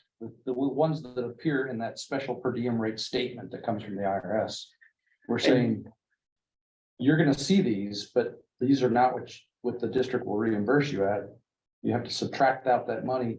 A portion of that will be that $5 allowance for incidentals. Because that number accounts for that in their number, incidental expenses, and then the rest is the $15 portion. So what I saw was, I think what I kind of, it was maybe 79 and 59 potentially were those two numbers. And then we're saying we're reducing those by 20 each. Right. The thing I didn't see with this, the $5 incidentals, I didn't see that as being included in that. That $79 for a high cost area. I Right. didn't see that $5 being included there. So I was kind of, it was interesting to me that we were subtracting it. So I guess at the end of the day, my question is, how did we come up with the $20 reduction? So when I looked at across the GSA rates and then this particular method as well, I mean, the GSA rates account for that $5 incidental in all the GSA rates. And I know we used to use the GSA rates. But as I reviewed those special per diem rates and calculated out those figures as to how they came up with those numbers, it appears that the $5 was included in there. That number that they gave you that didn't include the lodging expense. So you subtract out the lodging expense, you were left with the meals and incidental portion of that overall rate. So the $5 is meant to be in lieu of submitting receipts. Right? Because you get the $5 without having whatever tips I say, whatever else. What happens if I do submit receipts? If my tolls or whatever else Well, exceeds? and that's where that additional paragraph was added to say, if you do have costs in excess of that $5 incidental, then you are required to provide receipts to get anything above the $5 incidental allowance. Okay, so So how does it work? If I'm gone for 2 days and I submit receipts for $20, I'm gonna get reimbursed for 10 because 5 each day is already included in my reimbursement. You want me to give that to you again? Yeah, I know what you're saying. I would say that once you go above the $5, you have to provide all receipts. Correct. Yeah, But the reimbursement, yes, you've already taken $5 away from me, so to speak, right? Because you've reduced me by $20. true. So I'm not gonna get the full 20 back that I spent, right? Am I just gonna get 10? Like how, these are the. Yeah, When I I'm- would. I would say that you probably get the full 20 back. Okay, But I feel like I hear question in that, so I think that's what you're trying to say. that's what I'm trying to say. I'm trying to Firm it question. up. Yeah. I'm trying, it's not clear to me when I'm reading through this, how that's gonna work. The other question, since we're on the incidentals, is that automatic? It's automatic that, getting that. That allowance, Yeah. It's, I don't have to come forward and say, hey, I had $5 or less. no, It's just automatic, even if I didn't have anything. yeah. Because I've taken it out of that upper rate. So I'm automatically providing it. So again, I think we've taken since I was one that questioned this to begin with, Kurt, I think we've taken a great step forward with reducing the overhead with maintaining this policy by referring to something else instead of trying to keep rates updated. But I'm still, there's still some ambiguity there as I read through it with some of those questions. So with the incidental expenses. With the incidental expenses and specifically back to that main paragraph, the exception, right? Explaining the exceptions to be true exceptions. And I want any person who's potentially going to travel to be able to easily figure out what their per diem is going to be and what it. With the intent to eliminate the administrative burden of dealing with these receipts and submitting and calculating. With what we were discussing with the policy, what we were discussing with the policy is that. We And I have know those are the, yeah, but to that point then, so all of that still involved the mandatory submittal of receipts, correct? No, it did not. Okay, so It if you did just not. want that area, that's what you got in the box, whether you use this service or not. Correct. And the challenge was, when were these last updated, and given the inflationary rates that we're seeing and when we got these from having changed, when did we change it to match? So instead of trying to keep up with that, we're just referring to the IRS Got it. notice. I just have one small thing. Mrs. Stark. Page 2, under transportation, number 2. The use of a district or state fleet vehicles, or is that as crossed out actually? I think It's it's, sorry. I crossed couldn't out. see it. So we're good. All right, any further discussion with EKCA? So if there's not a rush to get this in place, if we can pull this back and bring it for first reading again. Thank you. Next up is ECAF, School Constables Use of Force. So this is a new policy. We get some background on the short crux of this. Up again. This policy has been advised by council that we enact a policy that. So before we go any further, can you answer the question why? Because my initial question was, why are we as a board having a policy that governs one small component of what they're gonna do on a daily basis? Just makes me feel uncomfortable to have a board policy on something like this. So why did he say he advises us to have that as a board policy? So districts surrounding us have a policy that's very similar to this. And basically, we want to be able to identify when a constable is able to use the force that they're able to use. But aren't there other components of his job that are governed by whatever that are not in board policy? In other words, this is not the only, piece of what he's gonna do for us, he or she. Correct. And So I guess that's my consternation here, is why does something so polarizing have to be spelled in as a board policy? and that's, In other words, whether it's a policy or if it's in his handbook, it's still the same thing. So this is what you have to abide by, and this is when you can and when you can't do it. So why do we as a board have to be the ones that are gonna drop the gavel through this when you do this? and I am working on a school constable handbook for the school constables, and that is something that I can follow up with that question. Is that something that I can include in the handbook? That's Just have it covered there reason as to why we have to instead of have policy. this policy and why it would not have the same effect of having something that we can possibly approve. Mhm. Or, you know, why that would not have the same effect as being in his handbook of whatever. Or for the same example, I don't want to have a policy says, this is how you clean your weapon. This is how you do this. Like, those are all same very important things with what this person's gonna do. And I started reading this and I was like, you know, I'm gonna approve it, but I don't have the background to be able, you know. So anyway, I would love to know the answer to why it has to be policy versus just in the handbook with everything else that's been covered their job. And aren't they, there's a, forgive me for not recalling, but there is a certification or something, right? Right, they have to go through. It's approved, and it was so, like, why isn't this part of that approval and that licensure or whatever, instead of 19 different school districts trying to do this? I'm confused as well. And there are districts that have very long, drawn out policies, like some of them are in excess of 20 pages of what the constable's thing is. I didn't feel comfortable putting all that in policy. I felt comfortable more or less in the use of force and actual usage of the weapon and things like that. And this policy does fall in line with the districts that surround us that are either in the process of enacting it or have enacted it. Well, I guess the same, along the same lines, so like when we have our other SROs, we don't have a use of force for them, and they have their own certifications that are qualified this way. Constables are qualified this way. Every SRO has the right to use deadly force based on their training. I guess Yeah. that is the question. I think the main difference is that an SRO is not necessarily our employee. The Right. School constable is our employee. We have responsibility for them. Whereas the Delaware State Police or the Harrington Police Department have responsibility for our SROs.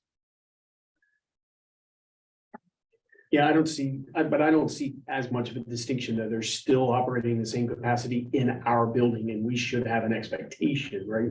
So if we have a policy for one, I would think the policy applies to all, frankly. So it's either all or nothing, I guess, to jump off of Jamie's point. Mrs. Stark. And I don't know that this necessarily constitutes a policy, but one thought I did have is maybe this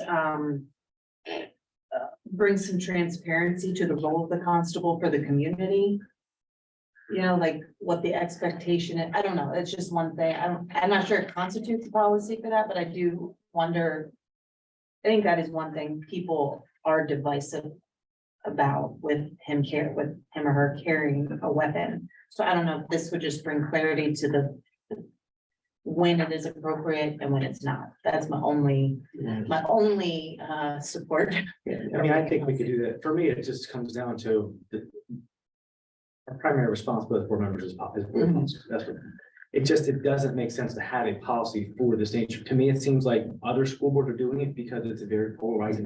That's it. Mhm. Use of And I don't deadly think that's a force. I great think that's the main reason it's being done, because again, I think the answer is whether it's here or in his guidelines of whatever through his certification and through a handbook that he would have that says, this is what you're gonna do for us. And here's when you can do it, here's when you can't do it, whether it's taking a lunch break or whatever the case is. Whether it's board policy or not, if he violates that, he still violated something that he was told by his employer. I don't think it needs to be a policy. And I think this has the potential to make it even more concise. Yeah. It's bad. I think it's bad. I think it can go both ways, honestly. Yeah. I just think the question is there is there a reason council believes we need it? And not just make it because this is how to make it if we needed it, but do we need it? Because other districts are doing it. Right, Yeah. besides that, is there? And that's- actual need? The funny question, when you ask, do you need it? Yes and no. Well, other districts are doing it, so you don't want to be on an island by yourself. And then you get the no, you don't necessarily need to have it because they are cleared by the board of Because examiners. these other districts, the vast majority of them are represented by the same attorney that we are. So why they all have different policies scares me, concerns me. I would be concerned if I was our council. So our surrounding districts are primarily the same. When I talk about the longer policies, we're talking about districts want to get away from us. So yeah, if we could take that discussion back to council and, if there's a further question or discussion needed, I think a discussion with council from the board would be welcome if necessary. I don't think we're asking for that, but we're not opposed to that. All right, thank you. Moving on to FA, Facilities Development Goals. Discussion on FA. Seeing none, move on to FB, Facilities Planning. Discussion on FB. Seeing none, move on to FED, Construction Plans and Specifications. Any discussion on this policy? Seeing none, move to FEF, Construction Cost Estimates. Discussion on FEF. Seeing none, move on to GDEC, Drug-Free Workplace. Discussion on this policy. So now move on to GCG, Substitute Staff Employment. Discussion on this policy.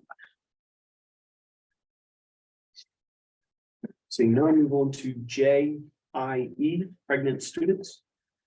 Any discussion on JIE? Mrs. Starkey. Just, I tend to think if there's one subheading, then we don't need a subheading. Like, I don't think we need guidelines. I think that can just be its own paragraph. That's a great point. Thank you. Further discussion, Dr. Wyatt?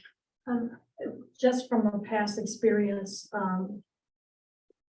at the high school, I just wonder if we should add coaches being notified.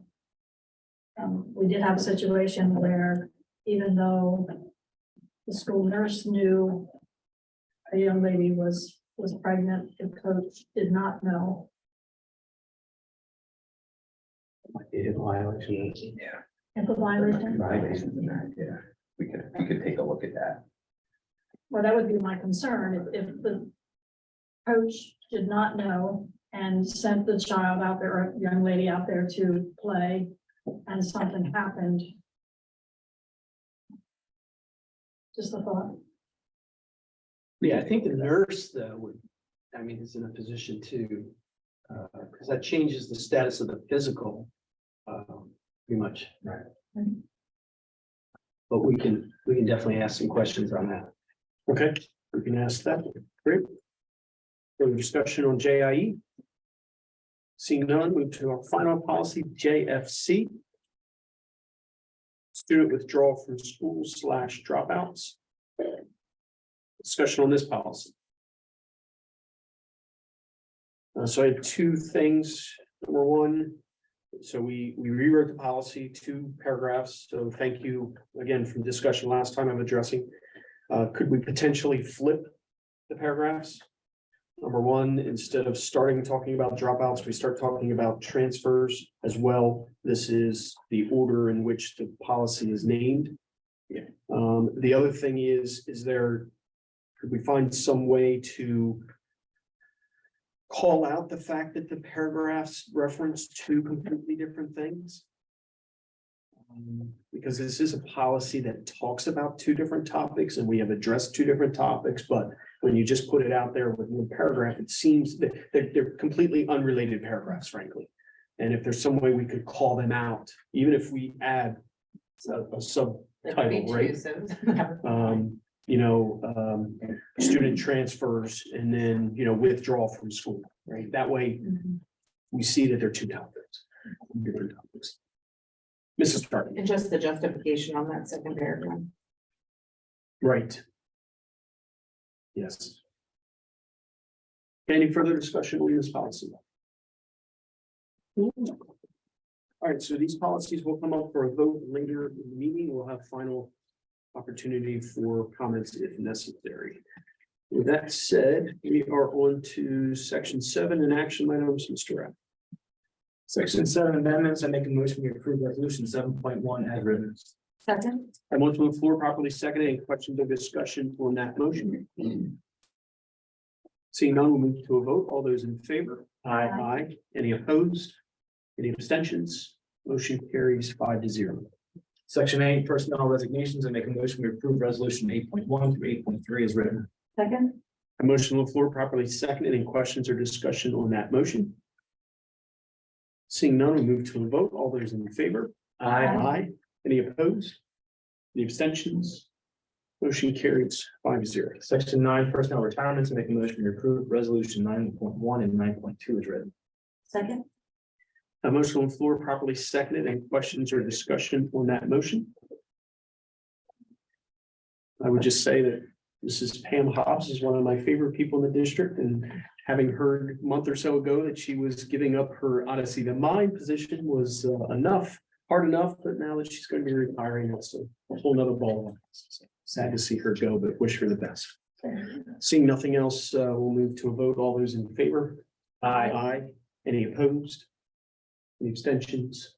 Motion carries 5-0. This section may have the highest number I've ever seen in a resolution, but section 15 personnel leave of absence, and make a motion to approve resolutions 15.1 through 15. Please work, let's roll 3-2 as written.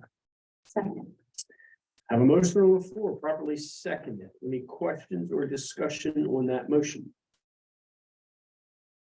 So I will just say, following up from the comment made at our end of March meeting, it is a little alarming to see the number of leaves of absence this early in the school year being requested. So would ask for administration to review and potentially see how we can address this for the future. Any further discussion?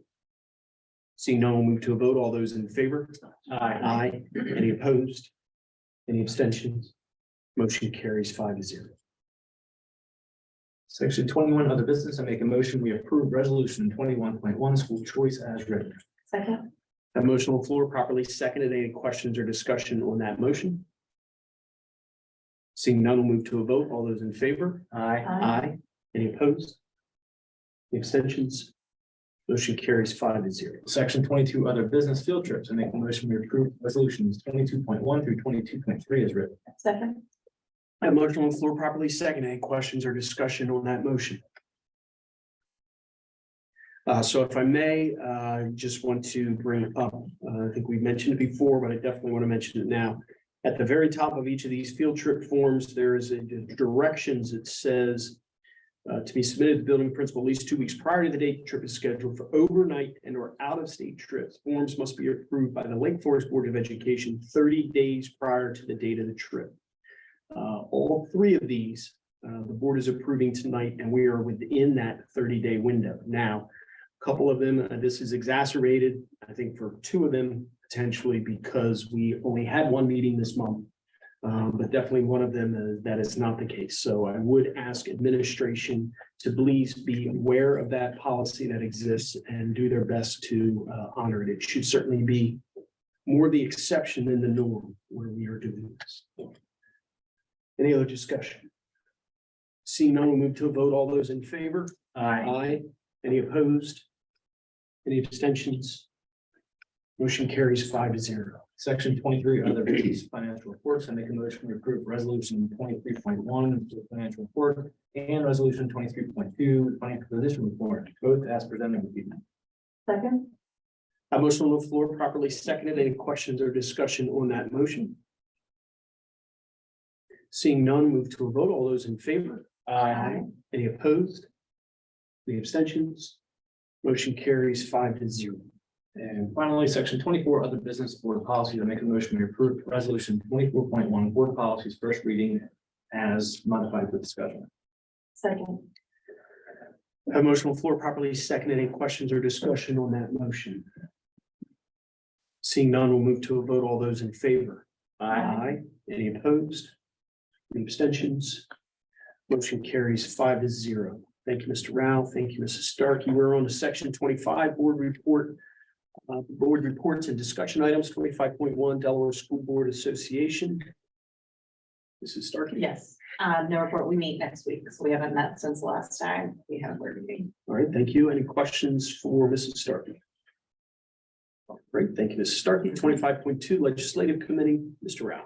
So we met last night, and the minutes of the meeting had not come out in time for me to forward those on, to post to our agenda. The Yeah, down actually as opposed to, but there are a number of bills that we discussed last night. I did want to highlight a couple of those. One I've mentioned in the past or previously. House Bill 96 have been introduced to lower the voting age for school board elections from 18 to 16.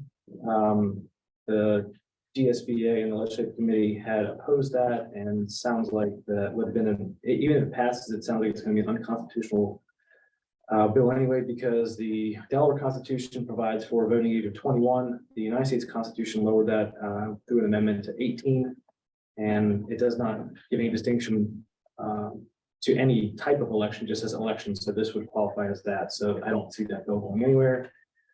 House Bill 3. And kind of on the piggyback on our code of conduct that we discussed tonight and some of the excused absences, this is a bill that's being introduced to allow for 2 mental health days for students. And there were, as you can imagine, a number of questions that were asked about this to just kind of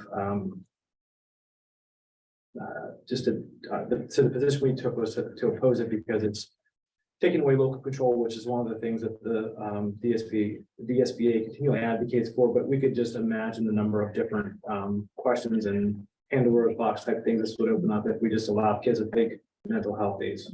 You know, that's not to say that there clearly is a mental health crisis in our youth today with what's happened. So that's certainly not something that we were, taking that avenue, but just in general, we could see the number of things that could come out of this, but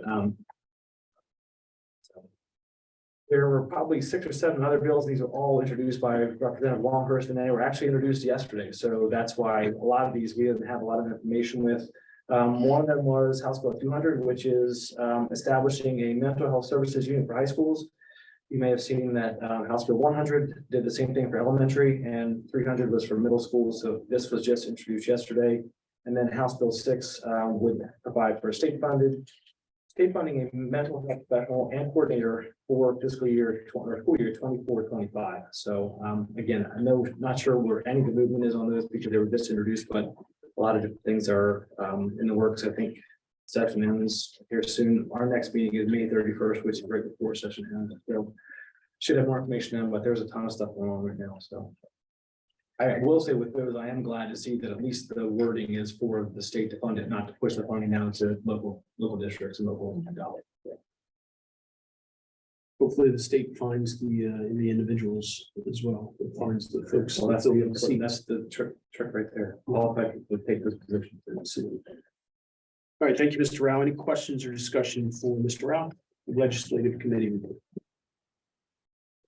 All right, thank you, Mr. Rao. 25.4, good of the order, opportunity for board members to address any other items not covered elsewhere on the agenda.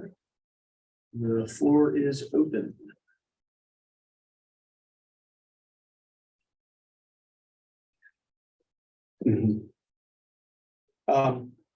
I do have just a couple things. So again, already covered that.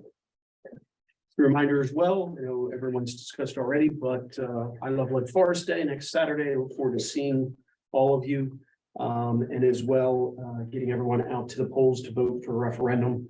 We're definitely board 1,000% in support of this referendum and all the things, all the great things that we are intending to continue doing in this district. I did want to highlight, so just prior to the Easter break, so again, welcome back, everybody. Hope you had a great break. Just prior to Easter break, I attended the FFA banquet for the high school down at the Delaware Fair. And then last week, I had the opportunity to do the same thing for another district. And same building, same event, but was not the same event. Same building, and it had about a third of the attendance as our own banquet did, both with number of students, and this is a larger neighboring district. And just the great things, it was so obvious. It's great to see. We know the great things that are happening, but it's rare to get that comparison. And just to really walk away from that saying, wow, there's a stark difference and Lake is just doing phenomenal things. So, so I just wanted to highlight that. Mr. Black mentioned, Teacher Appreciation Week is, next week, I believe, right? So, just from the board to all of our staff, thanks for all the great work, that you're doing and, you know, only a few more weeks and we'll get a well-deserved break. So push through. Our next meeting is Thursday, May 11th, 7 p.m. back here at the district office. And then hopefully we will have a lot to celebrate from that Saturday prior. Anyone have anything else to add? Seeing none, I do not believe we have a need for executive session. Unless any board member or administration does. So we'll entertain a motion for adjournment. So moved. Motion on the floor properly seconded. Any questions or discussion on that motion? Seeing none, we to vote. All those in favor? Aye. Aye. Any opposed? Any abstentions? Motion carries 5-0. The board stands adjourned at 9:20 p.m. Thank you all. Stay safe.